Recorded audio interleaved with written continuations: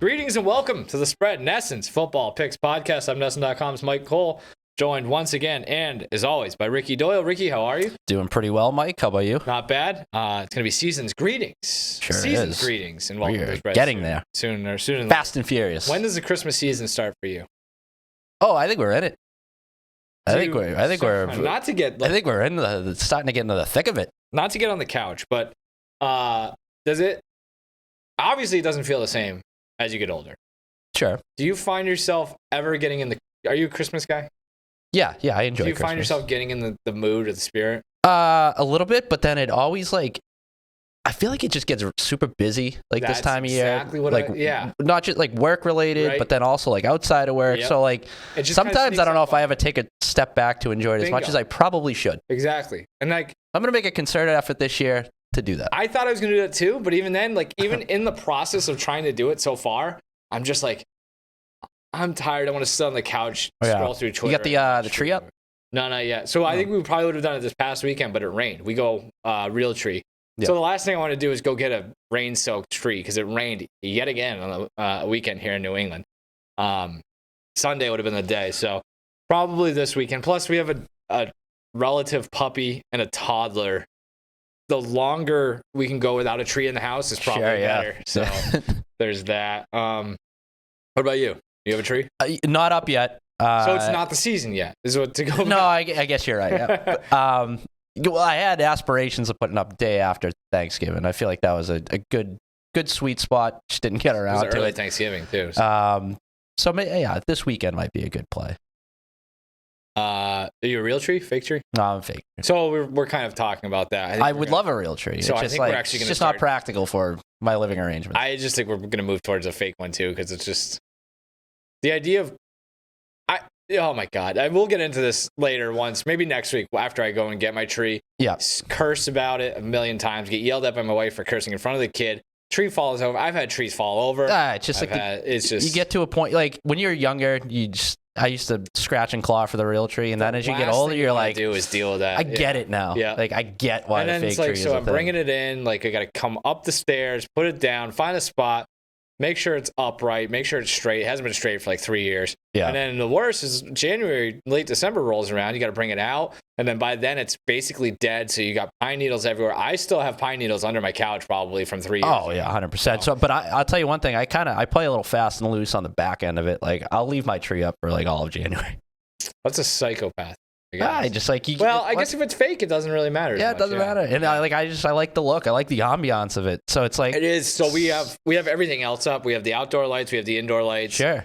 I went to on my day off last week. I went to the outlets, and I'm just shopping for myself. Bought some candles. Oh, some Christmas candles. Nice. So there is nothing better. Sunday night, to bring this back to football here in week 14 of the NFL season. We'll get to our picks eventually here.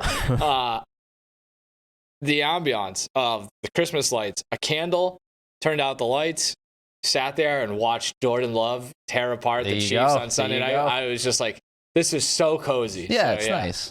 But then in the winter, on the back end, when you take the tree down, it's you still got some of the winter to get through, and you don't have the ambiance. So it's what's the draw there? I'm glad you brought this up.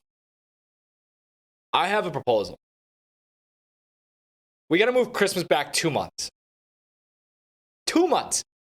February 25th. Radical, but I'm listening. So I was out walking the dog the other day. It was 46 degrees. The wind's blowing. The leaves are still everywhere. It just still looks like fall out there. You move it back 2 months. By the time it rolls around, you're really excited for the season. It just feels like there's a lot of stuff going on. So to your point earlier, we're kind of overlapping with the end of the year here. Yeah. Football's still going on.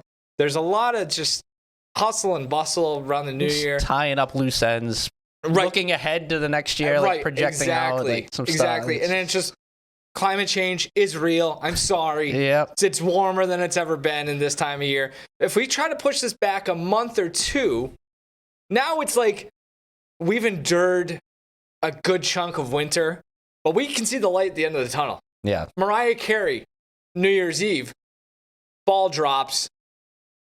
All I want for Christmas is you. Now we're into the Christmas season. So we're switching around traditions here too. That would be a get for her and for everybody else receiving Christmas song royalties, because you're getting a pretty good stretch right there. Yeah. If you drag that out for a couple months, because now you basically have rushing 1 month into the season. Yeah. You do that, you're getting 2+. So, you're getting 2+ months. So I'm with you. Like, Christmas ends, it's like, we just started the winter. Now it's like, all right, now we at least have something to look forward to. Christmas rolls around in February, late February. We get through Christmas and we're like, oh man, that was a delightful Christmas season. What? It's going to be St. Patrick's Day in 3 weeks. Yep. Truck Day's coming up. Truck Day already passed. Yeah, it already passed. So did Groundhog Day. Punxsutawney Phil can take part in the festivities. That's right. Baseball Valentine's season. Day. We'll mix that in. We're moving. We're going. The Super Bowl. The overlap of red for Valentine's Day and Christmas. Santa Claus at the Super Bowl. There you go. I think I'm on to something here. I think I'm on to something. Like I said, I mean... I don't think it's going to be a tough sell for the rest of the world. Sure, but I mean, we can at least draft up some sort of proposal. We can take it to like a town hall or something, right? Yeah. Try to get that rung up the flagpole. The problem is I think it's one of, if not the most popular holidays in the entire world. So, like, I don't think the people in Australia you and I don't have Christmas don't really care, or the like power to change that. Or on anyone a whim. below the equator, and the other thing is too, if we do make this change, we reserve the right to change back next year if we don't like how it goes. Yeah, because I do think that it's possible. Like it's going to take a couple of years at least for the internal clock to adjust to the fact that we just had turkey. Be sitting there next year like, this sucks. Yeah, this absolutely blows. Yeah, but I just think I think we could use a little extra buffer time in between there. So. Agreed. I'm with you. Like I said, football season. We can enjoy all football season without having to like pretend to, December 20. We don't need those stupid Christmas Eve games. Christmas Day. We can enjoy we can enjoy the football season, not with overlapping the holidays. I think I'm on to something. Anywho. Week 14 in the NFL, we will make our 3 picks of 3-2 unit, 1 unit plays. Last week at NESNbets.com, we, as we do every week, we picked every game on the schedule. You went 10-2-1, your best week of the year. Congratulations. Thank you. I went 9-3-1, also my best year of the season, I believe. Pretty good. I went 0-3 on the show last week, but I got, as I always do, got screwed. That is what it is. We we live to learn, and we'll move on. But before we get into our week 14 picks, we kind of have a tradition or unspoken rule, etiquette, depending on however you want to say. We don't typically tend to touch the Thursday night game, but for betting reasons, local reasons, let's spend a couple minutes real quick on Thursday Night Football. You get the Patriots going to Pittsburgh to take on the Steelers. The Patriots continue to reinvent ways to embarrass themselves. It's just a complete clown show. Losing 6-0, to the Chargers on Sunday in the rain, Gillette Stadium half full.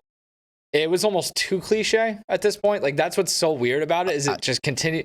6-0 is like, they played a game against the Colts in 92, I think it was, where it was like a 6-0 game. It played out pretty much the exact same way. It's just, I've said this several times this year, that like, boring and bad. If you're watching Red Zone, you very rarely see the Patriots. I mean, because if we were to go quite literally by the definition of red zone, you would not have seen a single play from that game because neither team got into the red zone. So it feels that way every week, that you're catching very little of the Patriots game if you are watching Red Zone. And this past week, just like raised the bar even. Well, I guess lowered the bar if you want to look at it that way. You're right. They just reinvent new ways to lose games, and this latest one was. I mean, it's unwatchable. It is completely unwatchable. Yeah, it's not good. But the reason we should probably touch on the Thursday night game is given the total of this game. So I was just looking this up. So it opened at, I need to pull up the NESN Bets live odds page real quick. It's down to 30 as a consensus across the board. I think it opened at 32.5. It opened at 32.5. It's down to 30. And Covers.com covered this today. Looking at this, could be one of the lowest totals of all time. They say normally when it gets down to this neighborhood, you're going to start getting some buyback on the over, because how low can it go? They're like, it's just going to keep diving. And it could get even to 28, which would be the lowest, tied for the lowest total of all time, I guess, according to whoever's keeping those records. Maybe it's covers.com. So the lowest total in betting history actually belongs to 2 games, both played on the same day. Did you hazard to guess what day of the year that game was? New Year's. December 26th, when everybody is very depressed because Christmas just ended, and in next year that won't be a problem. So to bring it all together, December 26th, 1993, the Lions and the Bears and the Colts and the Patriots. Not the Colts-Patriots game I was talking about. Both games actually went over with the total of 28. The Lions beat the Bears 20-14, and the Patriots beat the Colts 38-0. So they went over. What's amazing is that there's a world in which you took the Patriots last week, getting 6 points. We both did. Yeah, I think so that must have been our push last week because I think we both took the Patriots plus the 6. But so that got down to 5.5, by the way, so which is a very tough beat. Yeah, that would be a very tough beat. But there, I believe there are some 6.5s out there, at least to start the week. That's even sharp as a tack. You take the Patriots, they don't score, and you still manage to cover. Come on. They didn't even get past the 30. Just how you draw it up. So since 91, there have only been 4 regular season games with a closing total of 30 points or fewer. The over actually went 3-1 in those games. Most sportsbooks have Thursday's total at 30.5, a mark that has still produced a 6-2 over-under record for totals of 30.5 or shorter in that span. There's more on that I will get to eventually with one of my picks.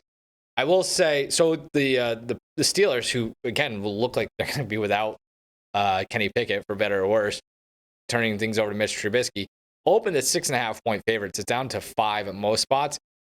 I don't know about 6.5, or I don't know about 5. I kind of love the Patriots at 6.5.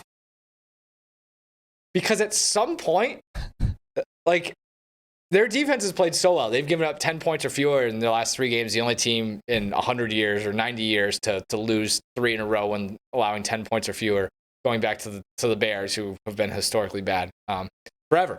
But I think at some point, like, they're going to score a touchdown, period. But, I mean, maybe. A defensive score. Or like that's the thing. They've done all of this without, I don't think, forcing too many turnovers. And if they have, there hasn't been, like, their defense has played so well that I feel like they're going to run into a turnover at some point that puts them either down by the goal line or it goes for a touchdown.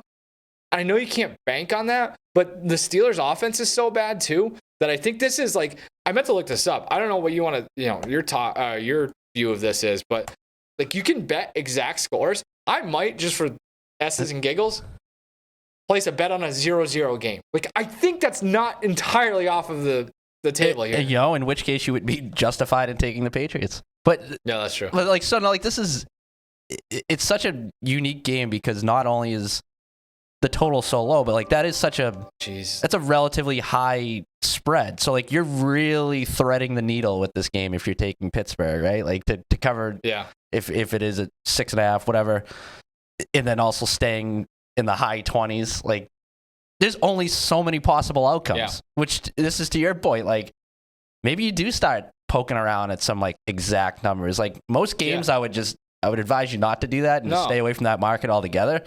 But since there's so few opportunities for both of these teams to score points, like, yeah, maybe you take a look at something like that, like a 10-3 or something. I don't know. Like, Patriots 6, Steelers 3, 110-1. Sure. It's very much on the table, right? Patriots 7, Steelers 6, 190-1. Like, I can't find a 0-0. I want a 0-0 tie. Yeah, so. It is just wild, though. Like, you see the 30 out there. There's a lot of low totals this week. There is. And I mean, this has been a season-long trend, really. I think 7 of the 15 games have a total of 40 or less this week. Because, like, even that Jacksonville-Cleveland game, what's that, like 31.5 earlier? Houston and the Jets at 34. Which, coming off of, like, we just had the conference championship weekend in college football, and you look at some of the totals in that, and it's just like, you'll see 50s, and it's like, the NFL getting 50s nowadays is insane. Yep. Yep. Yeah, the Eagles Cowboys one jumped off the page, so it's like not even There was one other thing I wanted to mention here with the Patriots-Steelers game. Both teams to score 10 points. Yes, minus 155. No, minus 105. So it's basically a coin flip for both teams to score 10 points. So, all right, let's get into our picks. What's your 3-unit play? 3-unit play. We spent a lot of time the last 2 weeks talking about your Green Bay Packers for good reason. Yeah. Couple of nice wins in a row. But for that very reason, I think I want to sell high on them this week. The Giants getting 6.5 at home Monday night against the Packers. It is just a wild swing when you think about it. Green Bay going from 6-point home underdogs on Sunday night to 6.5-point road favorites on Monday night. I mean, just from a public perception standpoint, like, you really can't ask for a bigger uptick in your Q score, or however you want to identify it. Yeah. Perception. You just control the Lions on Thanksgiving Day, beat the Chiefs in a game in which you never trailed in prime time, in front of Taylor Swift and Simone Biles. I mean, it's the whole world is watching. With your much analyzed quarterback showing out on the big stage. So for me, I'm kind of just like blindly fading them this week. Now I think they'll win the game because at the end of the day, like, does that make the Giants better? No. They still might have the NFL's worst offense outside of New England. But the thing with the Giants, we've seen them ugly some games up enough this season. Case in point, the back-to-back wins they've had against Washington and the aforementioned Patriots. So that they're coming off the bye while Green Bay played on Sunday night. They're still dealing with some injuries. I guess, I think you and I are very much in on the Packers, but you got to draw the line somewhere on a week-to-week basis, and laying 6.5 on the road on Monday night is tough for me to do this week. Fair. By the way, we have a Monday night doubleheader this week. Yeah, we do. Weird. We do. This was one of the ones I actually kind of circled too, because I think Saquon Barkley, I'm still not completely sold on the Packers defense, especially the run defense. Isaiah Pacheco ran all over him on Sunday night. Ultimately, they bowed their necks down by the goal line. The red zone defense has been really good, but I do wonder, the only thing the Giants can do is run it with Saquon. I don't know if the Packers are good enough defensively in terms of scheme or tackling to make up. It's just, if you watch the Packers, I don't know how closely you've watched them. Last couple of weeks, they've been on primetime or national TV, obviously. No team, there are stats for this, but it gets to a ball carrier, wraps him up, and then gives up 4 more yards more often than they do. So, yeah, I do think there might be some game control here. That's the only way the Giants can even stay in this game, in my opinion, because if the Packers get up 14-0 in this game, your bet is dead. But I'm with you. I think it does feel kind of like a spot to probably just grab the points and just plug your nose. That's the thing, right? Just do it. Don't look back. Yeah. Just do it. It's like, to your point, sure, it could go off the rails early for the Giants, but that's such a big ask. Basically a 12-point swing in the perception of you over a week-to-week basis. Like, a few weeks ago, we were wondering whether Green Bay was any good whatsoever. Now all of a sudden we're laying 6.5 on the road. Yeah. That reminds me, rejoining a conversation from earlier in the season, before the season, I have officially wagered on the Green Bay Packers to win the Super Bowl at 75-1. Oh, all right. I think I'm just trying to get value before, it's realistically on the table that they went out. Yeah. I don't think they will, but they will probably be favored in every game they play the rest of the way. They go into the playoffs at 11-6. They're not going to be 75-1 anymore, so I grabbed that. You never know what's going to happen with other teams in the conference, so get a better number than you got to start the year. Yeah, I also hope that I still have that bet slip somewhere, because that was a hard copy. Yeah, that was a hard copy that I had, and the sunlight was where it was sitting in my room. Oh, the sunlight was starting to affect it a little bit, so I don't even know if I'll be able to cash that thing in. So now I feel even better about it, because the idea of me celebrating man, the Monday after. I gotta look into that. The more I think about it, I almost threw it away. I was kind of planning to cash that ticket right after the Super Bowl and pay for my Christmas shopping. There you go. Just to drive that joke into the ground. But the Monday night doubleheader, Packers, Giants, Titans, Dolphins. Which I hate, by the way. We didn't hit. I do too. we didn't hit on this when talking about the Patriots, but it also speaks to just how bad the Patriots are that they got flexed out of a Monday night game against the Chiefs, against Taylor Swift, against Patrick Mahomes, against Travis Kelce, and games like these ones, which the Dolphins, I think, are 13-point favorites against the Titans, and the Packers are playing a team that's quarterbacked by a guy from New Jersey. Like, that tells you how either how popular or interesting the Packers and or Dolphins are, and just how bad the Patriots fall.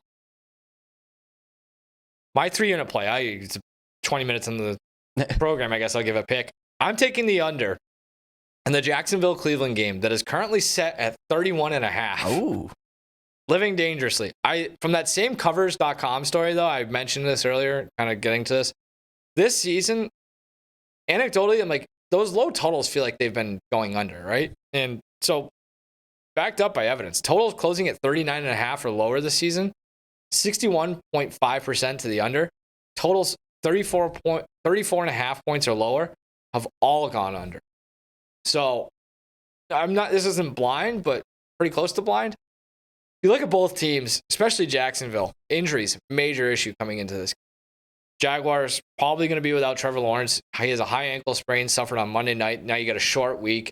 You got to go travel, fly in the air. It's going to be cold. I'll get to that in a second too. They say he could play, but I don't see how that's going to happen with the high ankle sprain. So then watching him get carried through the tunnel like that there's no way he's playing. Right. So who is it? CJ Beathard now. That's not great. Yeah. Like, it was just like your first snap. You just coughed up the ball. Yeah. Offensive lineman Walker Little, hamstring injury. Christian Kirk probably cost me my entire fantasy season with last night's Monday night's performance. Sounds like he's got a core injury. I saw one of those internet doctors. I just want to touch on this real quickly because I don't know when we're ever going to talk about something like this again. You know, these guys on Twitter who just diagnose stuff off of the... Yeah. So they all have like the AI headshots. Yeah, what do they call it? He said Kirk left with a groin injury. Yeah. The guy analyzed the replay. He's like, I wish I kept the tweet. I think Christian Kirk may have suffered a testicular torsion, which is... I got to think that'll put you on the shelf for an emergency condition. 2 weeks. I'm trying to figure out what I can read here. Happens when some cord provides blood flow to a certain place, rotates and becomes twisted. The twisting cuts off one place's blood supply and causes pain and swelling. It's like a pretzel. I think it sounds like he's got an ab injury, not the testicular torsion, because also the torsion injury requires surgery right away to save the testicle. So either way, I don't think he's playing on Sunday. Yeah, that's tough, right? So you're down with like 3 of your best offensive players. On the other side, Marquise Goodwin, Mario Cooper, both have concussions. They're questionable for Week 14. Got 2 good defenses. Both are pretty good at stopping the run. So like that's the other thing. Jacksonville, by EPA, has the 17th ranked offense in the NFL, but the 29th ranked rushing attack. So they've mostly done it through the air this year. If they have to lean on the running game, I don't like their chances at all, especially against a very, very, very good Cleveland defense. The weather is going to be very bad as well. I think it's going to snow or rain, and the wind is going to be blowing at 20 miles per hour or more. So this just feels like Lake Erie special, 17-10 if that. So I'll take the under 31.5 in Jacksonville and Cleveland. I was curious about the weather situation for that game because that's my the weather. By the way, immediate response when I see a total early, like that. The weather's going to suck everywhere this week. Yeah. So. But did you look up the weather? I did not, so I'm glad that you Yeah, I think it's across put on the your board. Meteorology hat. The weather is very bad for this weekend, at least in those parts. Which so that leads me to believe that we're seeing how low these totals are, even when weather isn't a factor. Like we could be sitting there in a few weeks with, double-digit games that are sitting in the mid-30s. Yeah, it's like a cold front rolling through. Which is like you go back to that total being the lowest of all time. You could see how that game. Of course, it was in December, late December. You've got bad teams playing bad teams in bad weather. Right. Obviously, it was a late December. What's your 2-unit play? Trying to pull up the Patriots' remaining schedule. Try to look at eyeball some totals for the rest of the year. 2-unit pick. I am going to lay 3.5 with the Cowboys hosting the Eagles on Sunday night.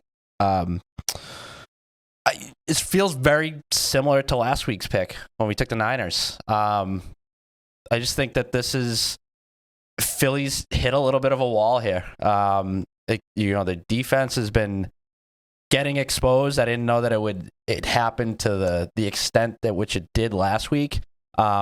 I think you're just seeing though, like when that pass rush isn't elite, which it's been for several years now, it really opens up the back end of that defense. Mm-hmm.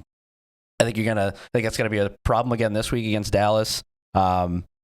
Philly's defense since week 8, I think we went over this last week. Now 31st in EPA per play. Who's number 1 by the way in that stretch? Miami. Treasure with what they're doing on the defensive side. Good for them. Also, since week 8, only Cincinnati's allowed more yards per drive. Philly allowing touchdowns on 33.9% of their drives in that stretch, which is the worst mark in the NFL. Who's averaging the most yards per drive offensively in that stretch? The Cowboys. Oh, okay. Who's scoring touchdowns at the highest clip in the NFL during that stretch on a per drive basis? The Cowboys. So this is a bad matchup for them. The interesting thing about this game, though, is that like if the Cowboys win this, they take over the NFC East lead.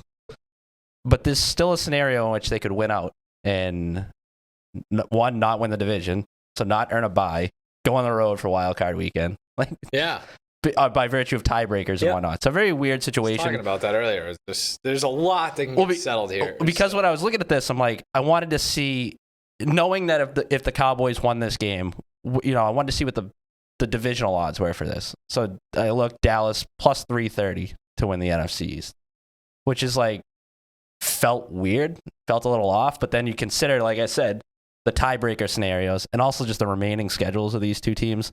Like Dallas is a gauntlet coming up after this. Philly doesn't. So just shoehorning that in. But from a per matchup basis, like I said, I think there's a lot of reasons to like the Cowboys, and a lot of them are very similar to the Niners last week when they rolled. Fair enough. My 2-unit play, I'm getting back on that horse, literally, taking the Broncos as 3-point road underdogs at the Chargers, which, again, we say it every time, going to basically be a home game for the Broncos, at least those Broncos fans who God bless you. But these are two teams that every time I open up the schedule on a weekly basis, I'm just like, I don't even know where to begin. Well, so I was looking for, honestly, I was looking for a game that I could just be like, because I feel like I've been a little too reactionary recently.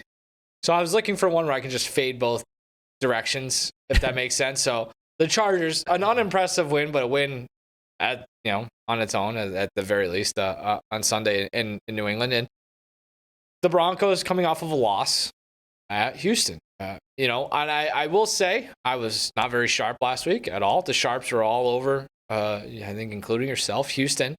And one thing I pointed to was the turnover differential over the last 5 games and that winning streak for Denver. Not realizing or even considering like that could be also looked at as a negative, because they've been very lucky. Fast forward to Sunday, they turn the ball over 3 times, do not force any turnovers, and lose to the Texans. What I will say, they lost by 5 points. They were 3.5-point underdogs in that game. They played a competitive game, despite the fact that they didn't really do anything right. And I think that speaks to coaching and quarterback play more than anything. And in this game this week against the Chargers, the coaching is a pretty considerable mismatch. And granted, I guess you can say it was last week too for the Chargers. It still didn't make a difference, but that's how bad the Patriots are, how overrated Bill Belichick is. But Sean Payton has the ability to shove Brandon Staley in a locker here. The Chargers defense, despite having a defensive-minded coach, has been absolutely atrocious all season. I'm not putting too much stock into Bailey Zappi in the rain against as a 2-9 team, in a game that meant nothing for the Patriots. I think they revert to some ugly defense this week at home in a spot where, they're home, but it's more advantageous for offenses. And I guess that goes both ways, but I'm still not totally out on the Denver defense, which is a weird thing to say considering where they were in September. But they've got 5 straight games with positive expected points on defense. The Chargers, on the flip side of that, 3 of the last 4 weeks, they've been negative defensively, and their offense has been negative the last 2 weeks. largely, too, they've struggled against better defenses. Their worst offensive performances of the season came against Dallas, Kansas City, Detroit, Green Bay, Baltimore, and the Patriots. All very good defenses. I probably would put most of those, maybe except for the Packers, ahead of the Broncos. But I think the Broncos kind of settle in behind those two teams, or behind that group of teams, when they're not playing Miami, or when they have at least a clue. So I think, I don't know. I'm not ready to jump ship off of Denver. If I was on them this last week, I feel like I had to kind of go back to it this week. A game where, that guy, I forget who it was, made a great play on that interception late, that Russell Wilson interception late. And he had the defender just made a fantastic play. If Denver comes down with that, they've got the ball down by the goal line with a chance to punch in the go-ahead touchdown. So I'm not scared away by what I saw from the Broncos last week. If anything, I'm going to say I'm not impressed by anything I saw from the Chargers. And I'll take the Broncos catching the points here in a de facto home game against. I keep trying to make heads or tails of the Broncos. I think I just got to accept the fact that they're perfectly mediocre. You know what I mean? They're in that group of the Saints. Yep. Or, the Buccaneers, the Colts. Maybe a little less than the Colts. I don't know. But there's that middle tier of teams that you just you look at week to week and you're just I don't know, man. Kind of like we were talking about before we came on with Indianapolis. Looking at some of their point totals. How the hell did Indianapolis score in the 30s or whatever? And it's because something fluky happens on special teams or what have you. So, that's a good mid-card matchup right there. Trying to find can I get a playoff odd on? Go. This is great. No, I can't. I don't understand that. Well, anyways. Somebody smarter. There's only if I go to FanDuel and I go to DraftKings and look at the playoff odds, there's only 12 teams listed. So I'm not entirely sure what that is. You My do your point own was math. going to be, what's that? You gotta start doing your own math. I know. The Broncos, I look at them, they're kind of still in the hunt. They've got the Chargers this week and then the Lions. But after that, they go Patriots, Chargers at home, Raiders to end the season. They could finish pretty strong. They've got that. If they can survive this 2-game stretch, I think they're. All right. What's your 1 unit play? 1 unit. Speaking of perfectly fine mid-card matchups with major playoff implications, however. I'm looking at the NFC South, the Falcons laying 2.5 at home against the Buccaneers. This is a game I will not be watching. Hey, I mean, one of these teams is likely going to be in the playoffs, so you should pay attention. The Packers, too. Host. Yeah, I know. It's wild. Yeah, I mean, for me, it's just I don't know if you watched any of that Tampa Bay Carolina game last week, but Tampa's defense is just a shell of itself right now. 3 key defensive starters out in that game: Levante David, Devin White, and Jamal Dean. Carolina's offense is about as bad as it gets, and they still managed to move the ball a little bit, basically, but just by running right down their throats. Yeah. I think Atlanta could do much of the same this week. Yep. So yeah, this is a nice little divisional game with a number less than a field goal. So getting the home team as well.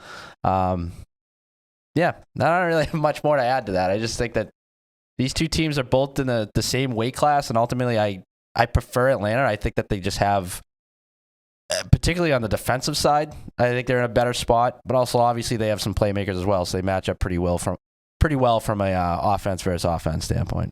We'll say, I was, again, diving into playoff odds. Tampa, they were 4-1 a couple weeks ago, plus 225, plus 220, a couple spots now.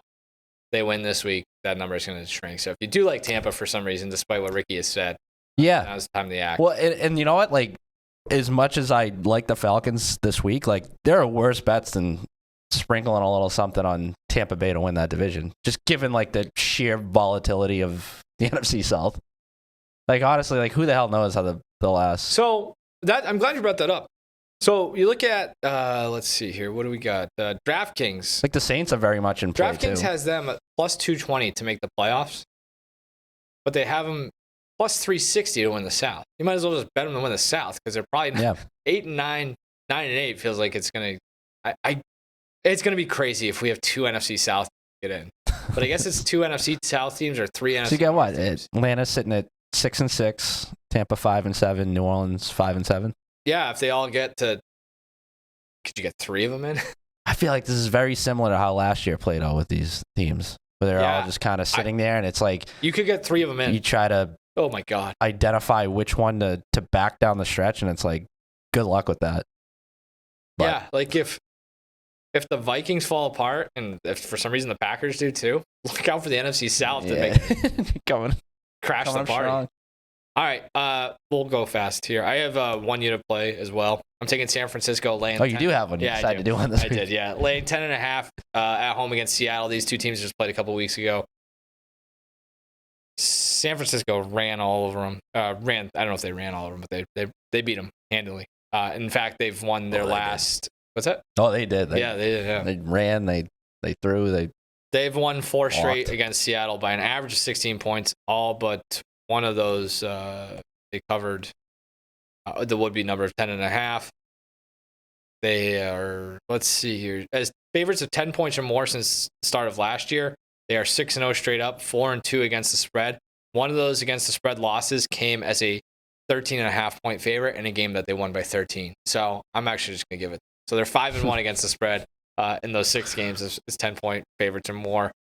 I don't know. This one just was like, I don't know. The Seahawks, despite what they did on Thursday night, despite having the rest advantage, despite the fact that not only do they have the rest advantage, the 49ers this is a classic letdown game here, going home, divisional opponent. Now I'm talking myself out of it. But yeah, I was going to say, I think I'm staying away from this game altogether.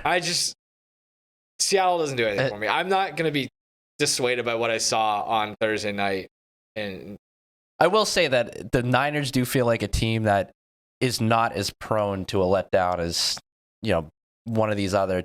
The Dallas team, they beat the absolute piss out right, of. Right, Dallas, or like I look at like some of the spreads in the I feel Miami better games. About this game than like, what I think about. This is just there are certain teams where you're like, I could see several different ways that this could go sideways. Like the Niners they're very buttoned up. They're buttoned up, and then when they win, it goes from like 8 to 15 in a heartbeat. Yeah. So this is what I was kind of stewing on before we get in here too. Like, is this the first time? Would you agree that the Niners are the best team in the NFL right now? It's hard to make an argument for anyone else. But does it feel like this is the first time that you can definitively say that about a team this year?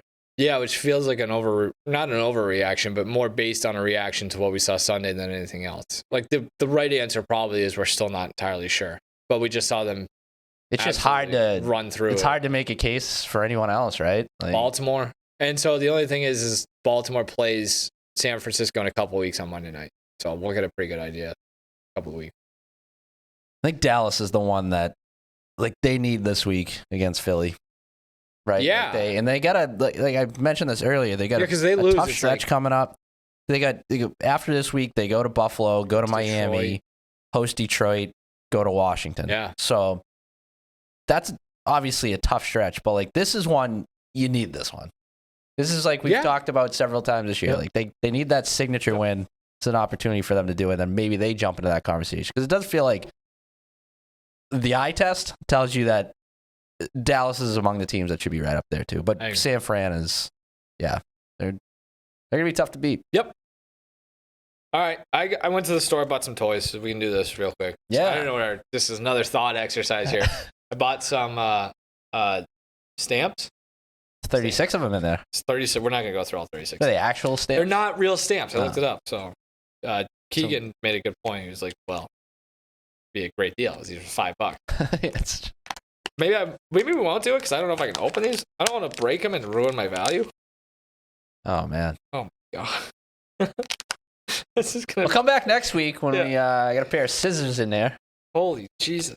This is Fort Knox. So just bam. Talk about something. Yeah. All right. So these are stamps with just individual players on them. So this is what we've done. It's similar to what we've done with the trading cards in the past. Yes, exactly. And we've had not just trading cards. We had a little figurines. So really, we're just at the mercy of whatever happens to be on the shelf over at the local Target. And this week it just happens to be stamps, which, you know what I'm a little bummed about, too, is that there were some trading cards down in the Lost and Found at the front desk that we had our eyes on for, I would say, about a week and a half. So we were kicking around some ideas for show and tell. So we'll just take those. Just take the Lost and Found cards. And then we go down there today. Somebody nabbed them. Somebody found them. Somebody nabbed them. I got it open. It's tough. It's like these lights are very hot, so my hands are sweaty. Like with every passing second that I can't open it, my hands get sweatier because I'm getting more and more flustered. The acoustics in here are off. It's just I can't. All right, so stamps. These are stamps. There's 3 per. So how do you feel about Tyler? You should save these because we can use them as stamps of approval for the rest of the year. That's a good point. I give the Texans a stamp of approval for their Geno Smith, Charlotte, North Carolina. Rise Up, Chuba Hubbard, Cameron Jordan. Let's see, we got the Chicago Bears. So is there like every team in there? I guess I just kind of go through. I got a Bryce Young here. I'm building quite the Bryce Young. Pick one randomly. Yeah, and we'll.